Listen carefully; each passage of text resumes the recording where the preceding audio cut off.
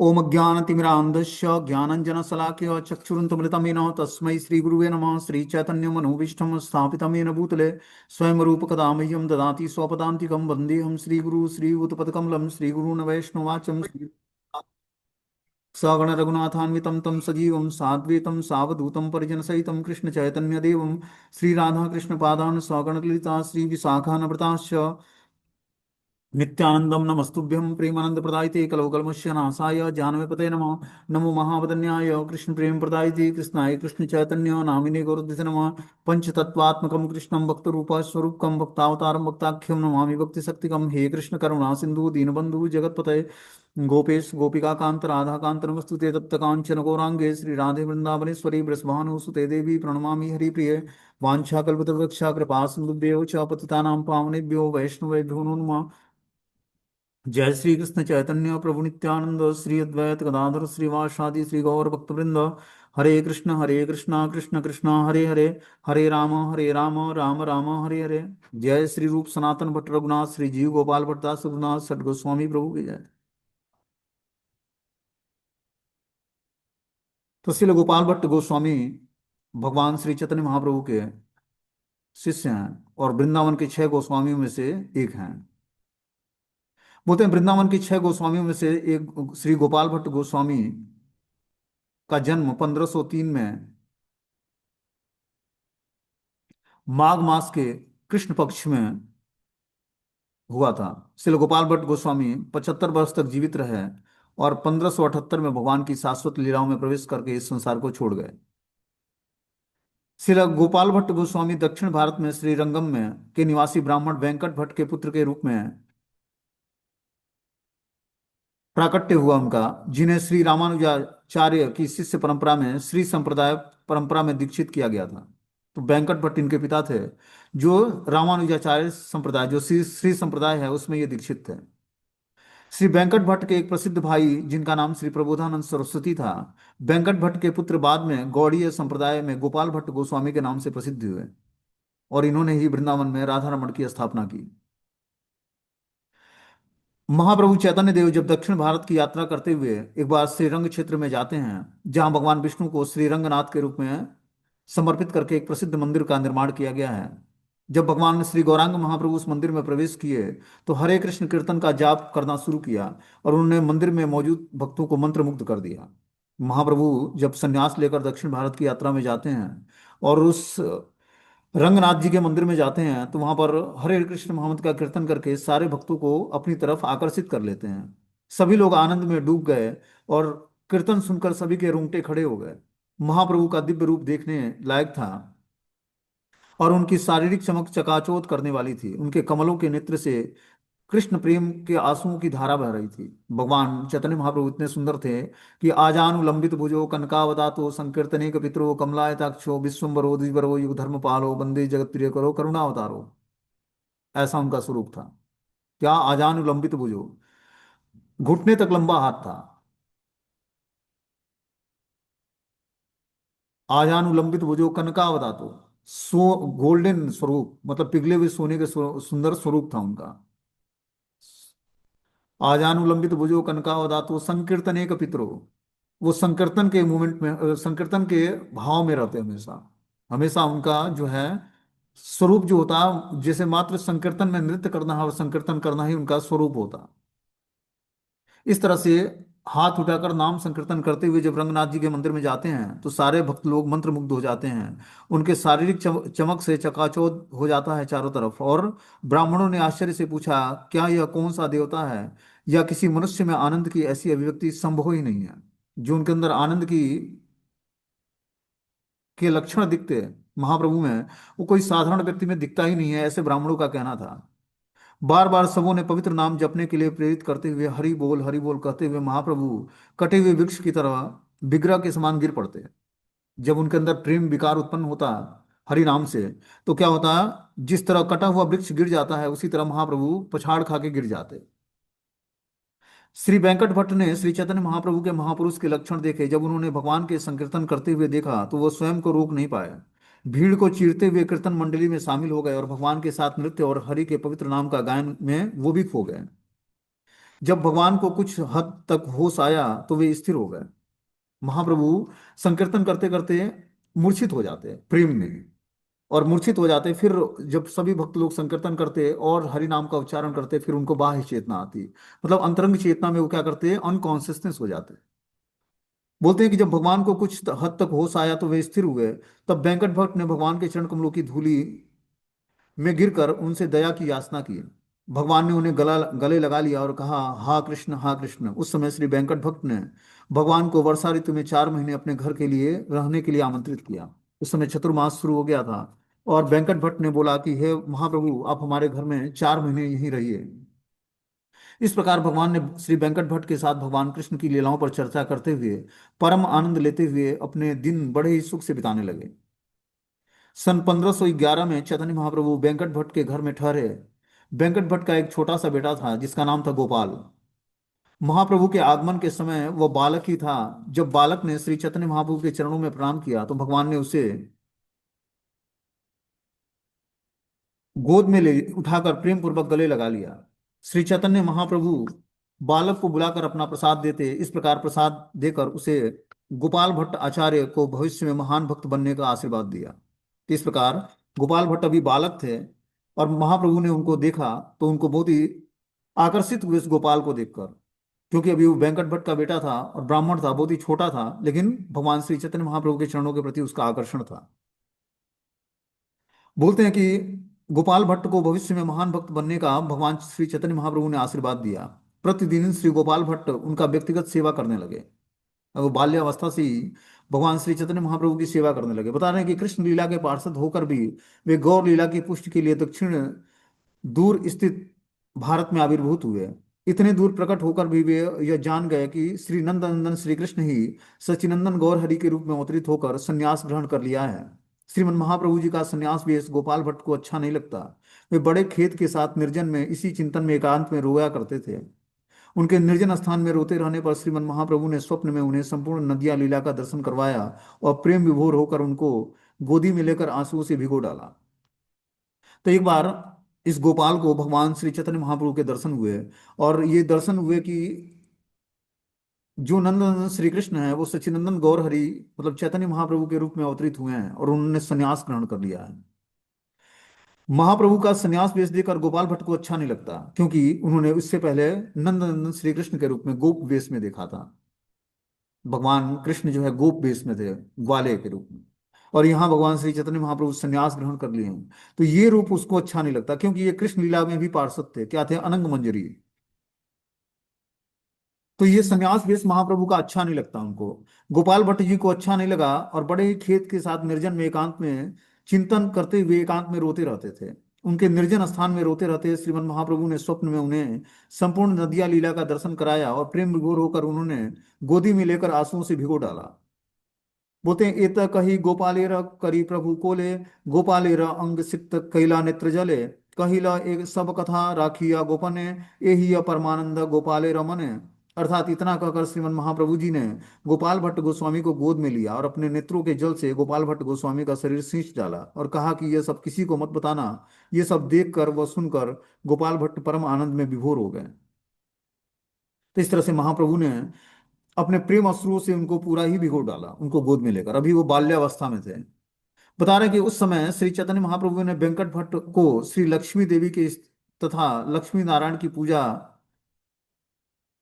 करते हुए देखा। मतलब उनके घर में जब स्थिर रहे महाप्रभु 4 महीने, तो चैतन्य महाप्रभु ने देखा कि वेंकट भट्ट जो है लक्ष्मी नारायण की उपासना करते हैं। फिर वो क्या करते हैं, जब लक्ष्मी नारायण की उपासना करते हैं, तो लक्ष्मी नारायण की पूजा बनाम गोपियों की स्थिति और श्री राधा गोविंद की पूजा के गुण रहस्यों का उपदेश दिया महाप्रभु ने।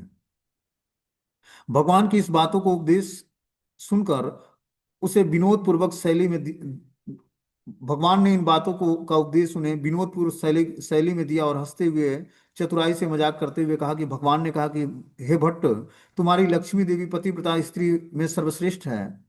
मेरे कृष्ण तो एक गोप बालक हैं जो गाय चराते हैं। वह कृष्ण के साथ क्यों रहना चाहती हैं? कि लक्ष्मी देवी भी, एक बार क्या हुआ कि ब्रज में जब लीलाएं संपन्न करते भगवान रास लीला, तो उसमें लक्ष्मी माता एंट्री करना चाहती थी रास लीला में। लेकिन लक्ष्मी माता को जो है रास लीला में स्थान नहीं मिला, क्योंकि वो ऐश्वर्य की देवी हैं। तो ऐश्वर्य की देवी होने के कारण रासलीला में उनको स्थान नहीं मिला, और वो आज भी बेल वन में तपस्या करती हैं। यमुना के इस पार वृंदावन है, उस पार बेल वन है, तो बेल वन में माता लक्ष्मी आज भी तपस्या करती हैं भगवान श्री कृष्ण की रासलीलाओं के दर्शन करने के लिए। तो वही महाप्रभु ने बोला कि मेरा कृष्ण तो एक गो बालक हैं जो गाय चराते हैं, फिर कृष्ण के साथ क्यों रहना चाहती है आपकी लक्ष्मी। वेंकट भट्ट ने कहा कि कृष्ण और नारायण एक ही हैं। कृष्ण हमारे भगवान के उन रूपों में से एक हैं जो मधुर और कृणापूर्ण प्रकृति की लीलाओं का आनंद लेने के लिए धारण करते हैं। अगर लक्ष्मी देवी कृष्ण में रुचि लेती है तो उनकी पवित्रता का कोई उल्लंघन नहीं होता। वे श्रीमद् नारायण के साथ ही एक ही हैं। किसी भी धार्मिक सिद्धांत के अनुसार कोई विरोधाभास नहीं है। कृष्ण और नारायण एक ही हैं। कृष्ण हमारे भगवान के उन रूपों में से एक हैं जो मधुर और कृणापूर्ण प्रकृति की लीलाओं का आनंद लेने के लिए धारण करते हैं वो स्वरूप। और जब लक्ष्मी देवी कृष्ण में रुचि लेती है तो उनकी पवित्रता का कोई उल्लंघन नहीं है। अतः श्रीमद् नारायण के साथ एक ही हैं। किसी भी धार्मिक सिद्धांत के साथ कोई विरोधाभास नहीं है। भगवान ने कहा कि तुम्हारी बात सत्य है, परंतु मुझे बताओ ऐसा क्यों है कि लक्ष्मी देवी कृष्ण को पाने के लिए घोर तपस्या करती है परंतु ऐसा नहीं कर पाती। दूसरी ओर उपनिषदों ने भी कृष्ण को पाने के लिए तपस्या की और ऐसा किया। ऐसा कैसे हुआ कि उपनिषद वृंदावन में प्रवेश करने और कृष्ण का सानिध्य पाने में सफल हो गए जबकि लक्ष्मी देवी असफल रही। इसका क्या कारण है। वेंकट भट्ट के पास कोई जवाब नहीं था। तब भगवान श्री चैतन्य महाप्रभु ने समझाया कि लक्ष्मी देवी बैकुंठ में भाग्य की देवी के रूप में अपने वैभवशाली स्थान बनाए रखना चाहती हैं। साथ ही साथ कृष्ण की लीलाओं में प्रवेश करना चाहती हैं जहां मधुरता और सुंदरता शक्ति और वैभव से श्रेष्ठ है। तो जो कृष्ण की भक्ति है वहां पर लक्ष्मी माता का भी प्रवेश नहीं है, क्योंकि वो अपनी मधुरता सुंदरता वैभव को छोड़ना नहीं चाहती हैं। यह संभव नहीं। गोपियां और वृंदावन वासियों के पद चिन्हों पर चलने वाले वाले ही ऐसी स्थिति प्राप्त कर सकते हैं। जहां लक्ष्मी देवी असफल रही वहां उपनिषद सफल हुए, क्योंकि वे गोपियों के पद चिन्हों पर चले। इस स्पष्टीकरण से पहले वेंकट भट्ट का मानना था कि श्री नारायण ही भगवान है, और इस तरह से सोचते हुए उन्होंने माना कि नारायण की पूजा ही पूजा का सर्वोच्च रूप है। महाप्रभु ने उनकी गलतफहमी को समझा और इस पर अच्छे अच्छे चुटकुले सुनाकर उन्हें धीरे धीरे धीरे से सही रास्ता दिखाया। इसके बाद वेंकट भट्ट को श्री कृष्ण और वृंदावन की सर्वोच्च स्थिति का पूर्ण विश्वास हो गया। उन्होंने गौड़ीय वैष्णव धर्म पर अपना अपना लिया, और हालांकि उनका पालन पोषण श्री संप्रदाय में हुआ था, उन्होंने भगवान के चरण कमलों में अपना सम्मान अर्पित किया और भगवान ने उन्हें गले लगा लिया। इस तरह महाप्रभु ने उन्हें लक्ष्मी नारायण की सेवा से सर्वोत्कृष्ट सेवा राधा कृष्ण की सेवा के बारे में ज्ञान दिया और उन्होंने स्वीकार किया। इस प्रकार भगवान ने वर्षा ऋतु के 4 महीने वेंकट के भट्ट के घर में कृष्ण और उनकी लीलाओं के विषय में अनेक बातें करते हुए बिताया। इसके पश्चात उन्होंने विदा लिया। गोपाल भट्ट भगवान के चरण कमलों में मूर्छित हो गए। अब जो गोपाल बालक था, तो जब भगवान जाने लगे चैतन्य महाप्रभु, तो उनके चरण कमलों में पड़कर मूर्छित हो गया। भगवान ने छोटे गोपाल को सांत्वना देते हुए कहा कि अब तुम अपने माता पिता के घर में जाकर सेवा करो। बाद में तुम वृंदावन आना। वहां तुम निरंतर श्री कृष्ण के पवित्र नाम का श्रवण और गुणगान करोगे। इस प्रकार पूरे परिवार को उपदेश देकर श्री चैतन्य महाप्रभु अपने मार्ग पर निकल लेते हैं। थोड़े ही समय में श्री गोपाल भट्ट गोस्वामी ने संस्कृत व्याकरण काव्य अलंकार शास्त्र सीख लिया और वेदांत सूत्र से लेकर सभी शास्त्रों में पारंगत हो गए। उनके चाचा श्रीपाद प्रबोधानंद सरस्वती ने उन्हें विभिन्न भक्ति शास्त्रों की गहन शिक्षा दी। श्री गौरांग महाप्रभु के चरण कमलों के दर्शन पाकर गोपाल भट्ट गोस्वामी का मन सदैव भगवान के चरण कमलों के चिंतन में लीन रहने लगा। वे सोचने लगे कि मुझे भगवान के दर्शन कब पुनः प्राप्त होंगे। इस तरह से महाप्रभु का दर्शन करके वो उनके अंदर विकलता उत्पन्न हुई, और फिर वो दर्शन की अभिलाषा के कारण हमेशा जो है परेशान रहने लगे। इस तरह कई वर्ष बीत गया। अंततः उनकी वृद्ध माता पिता ने गोपाल भट्ट को अपने पास बुलाया और कहा, बेटा, हमारे जाने के बाद तुम वृंदावन जाकर श्री चैतन्य महाप्रभु के चरण कमलों की शरण लेना।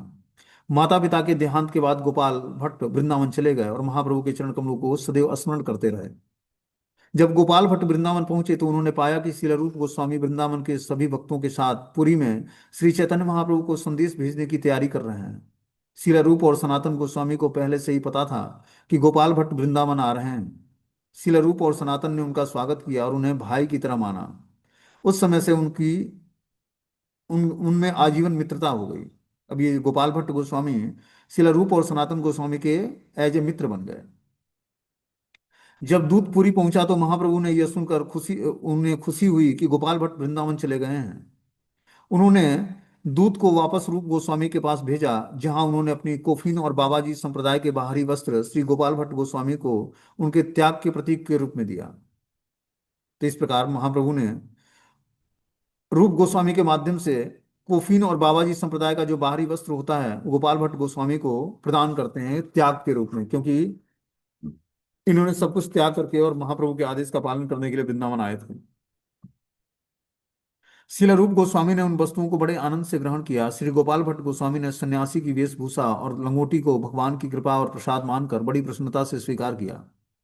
इस प्रकार वे अलग अलग कुंडों पर अपनी रातें गुजारते और अपना सारा समय शास्त्र अध्ययन और लेखन में बिताते हैं।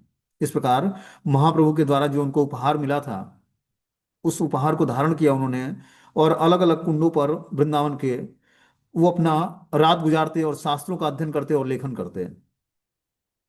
कुछ समय पश्चात श्री गोपाल भट्ट गोस्वामी विभिन्न तीर्थों की यात्रा पर निकल पड़े। वे हरिद्वार के पास सहारनपुर में देववदय ग्राम नामक कस्बे में रुके।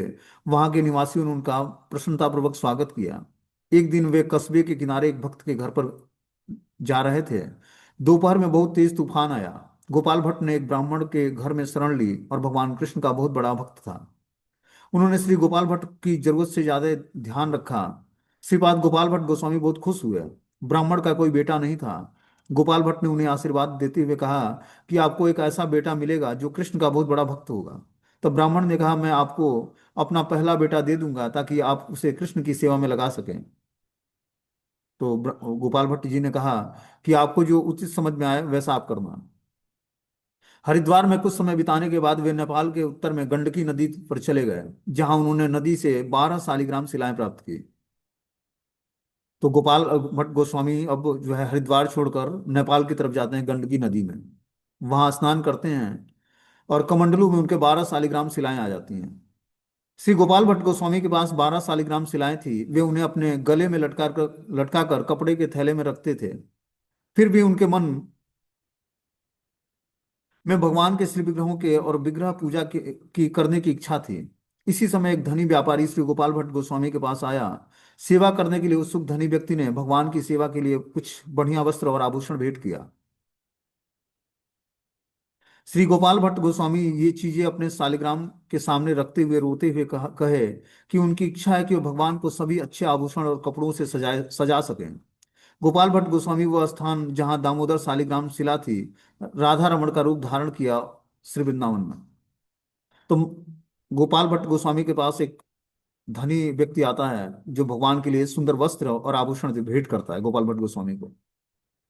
तो गोपाल भट्ट गोस्वामी के अंदर इच्छा जागृत होती है कि मेरे पास भी श्री विग्रह होते तो मैं भी उनको सजाता और श्रृंगारित करता। अगले दिन उन्होंने उस वस्त्र को अपने शालिग्राम शिला के पास रख दिया और रात में सो गए। रात में सोते ही वो शालिग्राम शिला जो है सुबह उठते हैं तो राधा रमण के रूप में परिवर्तित हो गए थे। उस रात श्री गोपाल भट्ट गोस्वामी ने आरती और भोग लगाया और अपने शालिग्राम को विश्राम दिया। उन्हें सावधानी से एक टोकरी में बंद ढक दिया और टोकरी को उस पेड़ की शाखा पर लटका दिया जिसके नीचे वे रहते थे। फिर अपना भजन करने के बाद उन्होंने कुछ प्रसाद लिया और सो गए।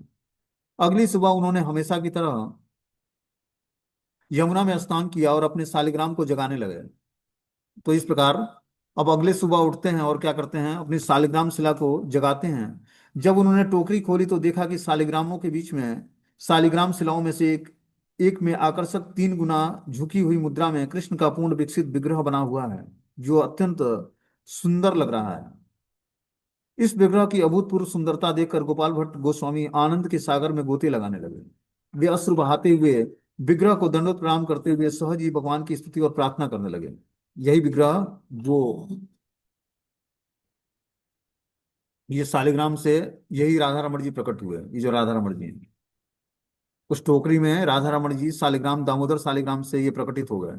सुबह उठकर देखते हैं तो राधा रमण जी प्रकट हुए थे उस टोकरी में, और देखते ही उनको प्रणाम करते हैं, अश्रु बहाते हुए दंडवत प्रणाम करते हुए भगवान की स्तुति और प्रार्थना करने लगते हैं। चमत्कार की बात सुनकर शिलारूप और सनातन गोस्वामी साथ ही अन्य वैष्णव और गोस्वामी तुरंत वहां पर गए और भगवान की विश्व मोहन सुंदरता को देखकर उनकी आंखों में दिव्य प्रेम के आंसू बहने लगे। वर्ष 1599 में वैशाख की पूर्णिमा के दिन कृष्ण का यह मधुर से विग्रह प्रकट हुआ। गोस्वामी ने इस विग्रह का नाम राधा रमण देव रखा। तो सारे गोस्वामीगण मिले और इस विग्रह को प्रतिष्ठित करके इनका नाम राधा रमण देव रखा। लगभग 10 वर्ष बाद एक दिन श्री गोपाल भट्ट गोस्वामी दोपहर में यमुना स्नान करने गए और भजन करने के लिए अपनी झोपड़ी में वापस आ गए। दूर से उन्होंने देखा कि एक छोटा लड़का उनकी झोपड़ी के दरवाजे पर बैठा है। जब बालक ने श्री भट्ट गोस्वामी को देखा तो वह उठकर उनके चरणों में प्रणाम करने लगा, और गोपाल भट्ट ने उससे पूछा कि तुम कौन हो। बालक ने कहा, मैं सहारनपुर के देववदाय ग्राम से आया हूँ। गोपाल भट्ट गोस्वामी ने पूछा कि तुम्हारे पिता कौन हैं और तुम मेरे पास क्यों आए हो। बालक ने कहा कि मेरे पिता ने मुझे आपकी सेवा में संलग्न होने के लिए यहाँ भेजा है। मेरा नाम गोपीनाथ है। गोपाल भट्ट को तब सहारनपुर में बालक के पिता की बात याद आई कि जब मैं सहारनपुर में था तो एक ब्राह्मण के घर में रुका था और उसे पुत्र प्राप्ति के लिए हमने आशीर्वाद दिया था। वही पुत्र ये गोपीनाथ के रूप में इनके पास आया था सेवा के लिए। तो बात स्मरण आई जिसमें ब्राह्मण ने कहा था कि वो गोस्वामी को अपना पुत्र भगवान की सेवा में संलग्न करने के लिए देगा। इस समय के बाद कुछ समय के बाद श्री गोपीनाथ ने श्री गोपाल भट्ट गोस्वामी की बहुत ध्यानपूर्वक सेवा करने लगे। गोपाल भट्ट गोस्वामी चमत्कार की बात सुनकर शिलारूप और सनातन गोस्वामी साथ ही अन्य वैष्णव और गोस्वामी तुरंत वहां गए और भगवान की विश्व मोहन सुंदरता को देखा और उनकी आंखों में दिव्य प्रेम के आंसू बहने लगे। वर्ष 1599 में वैशाख की पूर्णिमा के दिन कृष्ण का यह मधुर विग्रह प्रकट हुआ। गोस्वामी ने इस विग्रह का नाम राधा रमण देव रखा। इसके बाद वह बालक श्री गोपीनाथ पुजारी गोस्वामी के नाम से प्रसिद्ध हुआ। वह ब्रह्मचारी रहा और अपनी मृत्यु पर्यंत राधा रमण विग्रह की सेवा करता रहा। तो ये वही गोपीनाथ पुजारी जो ब्राह्मण के घर में आशीर्वाद दिया था गोपाल भट्ट गोस्वामी जी ने, वही ये गोपीनाथ पुजारी के रूप में इनके पास आता है और सेवा करता है, और पूरे जीवन पर्यंत उसने राधा रमण विग्रह की सेवा किया। श्री गोपाल भट्ट गोस्वामी ने श्री चैतन्य महाप्रभु के वचनों और उपदेशों को याद करते हुए अपने प्रिय राधा रमण विग्रह की प्रेम पूर्वक सेवा की। और इस तरह सेवा करते हुए गोपाल भट्ट गोस्वामी की आंखों में अक्सर दिव्य प्रेम के आंसू बहते थे, जो प्रचंड धाराओं की तरह बहने लगते थे। तो इस प्रकार जब वो अपने श्री विग्रह राधा रमण की पूजा करते प्रेम पूर्वक, तो उनके आंखों से जो है दिव्य प्रेम के आंसू बहने लगते। जब श्री राधा रमन ने श्री भट्ट गोस्वामी को स्वयं श्री गौरांग महाप्रभु के दिव्य दर्शन प्रदान करते, जब वो रोने लगते, तो गोपाल भट्ट गोस्वामी जी को राधा रमन जी गौरांग महाप्रभु के रूप में दर्शन देते। भक्ति रत्नाकर के चतुर्थ तरंग में कहा गया है कि जब भी श्री गोपाल भट्ट गोस्वामी कृष्ण प्रेम में अभिभूत हो जाते तो श्री राधा रमण स्वयं अपने को गौरांग महाप्रभु के रूप में प्रकटित कर लेते। श्री गोपाल भट्ट गोस्वामी ने श्री निवास आचार्य को अपना शिष्य स्वीकार कर लिया। श्री सनातन गोस्वामी ने गोपाल भट्ट गोस्वामी के साथ मिलकर हरिभक्त विलास की रचना की, जिसका संपादन गोपाल भट्ट गोस्वामी ने किया था। इस प्रकार ये श्री सनातन गोस्वामी के साथ मिलकर हरिभक्ति विलास की रचना करते हैं, जो कि वैष्णव के लिए बहुत ही प्रमुख ग्रंथ है। सनातन गोस्वामी को गोपाल भट्ट गोस्वामी से इतना लगाव था कि उन्होंने उनके नाम से पुस्तक भी प्रकाशित किया। श्री गोपाल भट्ट गोस्वामी ने षट संदर्भ में 6 सिद्धांतों को जन्म दिया, जिन्हें बाद में श्री जीव गोस्वामी ने विस्तृत पूर्वक उसको लिखा, विकास किया। जीव गोस्वामी ने अपने तत्व संदर्भ के प्रारंभ में लिखा है कि दक्षिण भारत के एक महान भक्त जो ब्राह्मण परिवार में जन्मे थे, रूप और सनातन गोस्वामी के घनिष्ठ मित्र थे, ने एक पुस्तक लिखी है जिसे उन्होंने व्यवस्थित रूप में संकलित नहीं किया था। इसलिए मैं जीव नामक एक छोटा जीव माधव श्रीधर स्वामी और रामानुजाचार्य जैसे महान व्यक्तित्वों के मार्गदर्शन में पुस्तक की घटनाओं को व्यवस्थित रूप में संकलित करने का प्रयास कर रहा हूं। उन्होंने प्रत्यक्ष रूप से यह बताया कि दक्षिण भारत का एक भक्त जो थे, जो ब्राह्मण परिवार में जन्मे थे, जो श्री रूप गोस्वामी और श्री सनातन गोस्वामी के घनिष्ठ मित्र थे, उन्होंने इस पुस्तक की रचना किया था। मतलब गोपाल भट्ट गोस्वामी को ही अप्रत्यक्ष रूप से उन्होंने उस बुक के संकलन में उनका मतलब नाम प्रदर्शित किया है। गोपाल भट्ट गोस्वामी ने श्री जीव गोस्वामी के 6 संदर्भों की प्रस्तावना लिखी है। उन्होंने कृष्ण कर्णामृत पर एक टिप्पणी लिखी। उन्होंने 6 क्रियासार दीपिका भी लिखी, जो जन्म समारोह, जनेऊ दीक्षा, विवाह समारोह, संन्यास और अंतिम संस्कार आदि के लिए वैष्णव संस्कार और अनुष्ठानों की मार्गदर्शिका है। इसके अलावा उन्होंने कई अन्य शास्त्रों की रचना किया। तो इस प्रकार गोपाल भट्ट गोस्वामी ने कृष्ण कर्णामृत, 7 क्रियासार दीपिका और अन्य अनुष्ठानों के मार्गदर्शक दर्शक अनेक ग्रंथों की रचना किया उन्होंने। बता रहे हैं कि गौड़ गरुड़ देश दीपिका में श्री कवि कर्णपुर गोस्वामी लिखते हैं कि अनंग मंजरी सदया गोपाल भट्टक भट्ट गोस्वामी को किदाहु श्री गुण मंजरी। मेरे विचार से वृंदावन लीला में जो व्यक्ति अनंग मंजरी था, अब वह गोपाल भट्ट गोस्वामी के रूप में प्रकटित हुए हैं। हालांकि कुछ विद्वानों ने अपनी राय के अनुसार उन्हें गुड़ मंजरी का नाम दिया, कि ये जो गोपाल भट्ट गोस्वामी जी थे, ये वृंदावन की लीलाओं में, कृष्ण की लीलाओं में अनंग मंजरी के रूप में थे, लेकिन कुछ विद्वानों का ये मानना था कि वो गुड़ मंजरी के रूप में थे। बता रहे हैं कि श्री राधा रमण ने शिला गोपाल भट्ट गोस्वामी को स्वयं श्री गौरांग महाप्रभु के दिव्य दर्शन प्रदान किए। भक्ति रत्नाकर के चतुर्थ अंग में कहा गया है कि जब भी भट्ट गोस्वामी कृष्ण प्रेम से अभिभूत होते, श्री राधा रमण जी स्वयं को गौरांग महाप्रभु के रूप में प्रकटित कर देते और उनको अपने दिव्य प्रेम से आप्लावित कर देते। इस प्रकार राधा रमण जी अपने प्रेमी भक्त गोपाल भट्ट को गौरांग महाप्रभु के रूप में दर्शन देकर और जो है उनको अपने प्रेम से आप्लावित कर देते। और इस प्रकार आज भी राधा रमण के विग्रह विराजमान है वृंदावन धाम में। बता रहे हैं कि शक संवत 1507 की आषाढ़ी की कृष्ण पंचमी को, 1531 ईस्वी में श्रावण की कृष्ण षष्ठी को श्री गोपाल भट्ट गोस्वामी इस धराधाम से अपनी लीलाओं का संवरण कर लिया उन्होंने। श्री राधा रमण मंदिर जी के पीछे उनकी समाधि मंदिर है। श्री निवास आचार्य द्वारा रचित खट गोस्वामी अष्टकम के पाठ के माध्यम से हम इन गोस्वामियों के गुणों का गुणगान कर सकते हैं और इनसे कृपा की याचना कर सकते हैं। इस प्रकार ये शिला गोपाल भट्ट गोस्वामी, जिनका समाधि जो है राधा रमण मंदिर के पीछे है, ठीक है ना, तो वृंदावन में इनकी समाधि है। हम इनकी समाधि का दर्शन कर सकते हैं और इन्होंने ही राधा रमण जी को प्रकटित किया, तो राधा रमण जी का भी दर्शन कर सकते हैं।